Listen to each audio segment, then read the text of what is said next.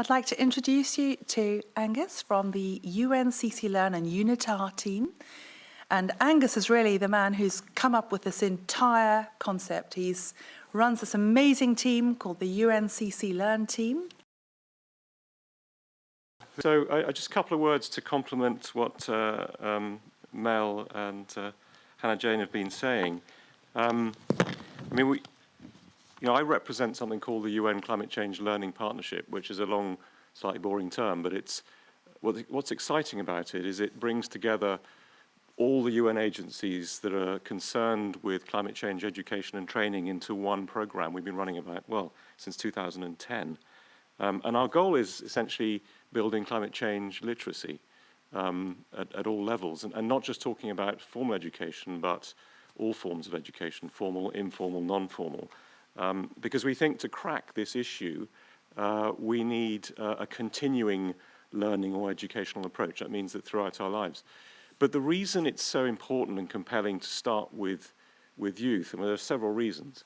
First of all, anyone born in the 21st century, right, so that excludes all of you and includes one person on this platform, is going to live the entirety of their lives having to deal with climate change, right? So in that sense, they are the climate generation. And given that this is a UK context, you can add to that the title of this, which is, there's unfortunately for that generation, there's no Brexit from climate change.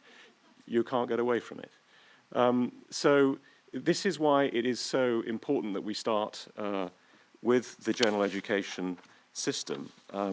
And we're not the specialists in this, and this is why we've teamed up with Melanie and her team with Harwood Education to help us through it.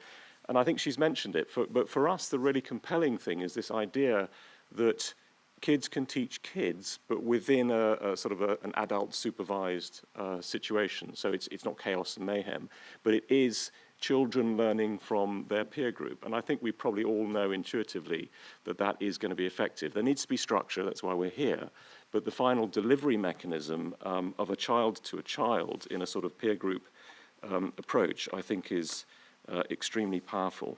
Now, the UN, of course, and UNITAR, our mandate is to work primarily with the G77, so developing countries, and we work with public sector officials on climate change policy, shall we say. So that is our main mandate, but we're absolutely delighted to have the chance to work in the United Kingdom because of its leadership role, the example it sets, I think, on climate change, but also on education more generally. So that is a new one for us, but very exciting. So we're looking forward to the partnership. We're looking forward to the work. I think some of the goals, some of the targets, are very ambitious, and I think that if we can achieve some of that, it'll still be a great success. And of course, our interest at the UN is that if we can take that example from the United Kingdom and then seed that idea in Taiwan, for example, or in Australia or other parts of the world, then we can build a bit of a revolution. My only other point is to say that, and we've come to the conclusion that education is probably the fundamental and most cost-effective way to deal with climate change because it has to do with innovation and inspiration, and that's probably the easiest way to scale things up. So it means you don't quite know what you're going to get as a result of it, but you're going to be able to go much, much further with that kind of approach. So education policy and education systems need to be engaged, but not just to sort of integrate a bit of climate change.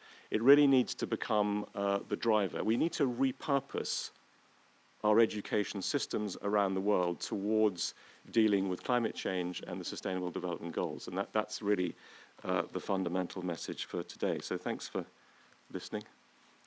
Thank you very, very much for having us here. Are there any questions?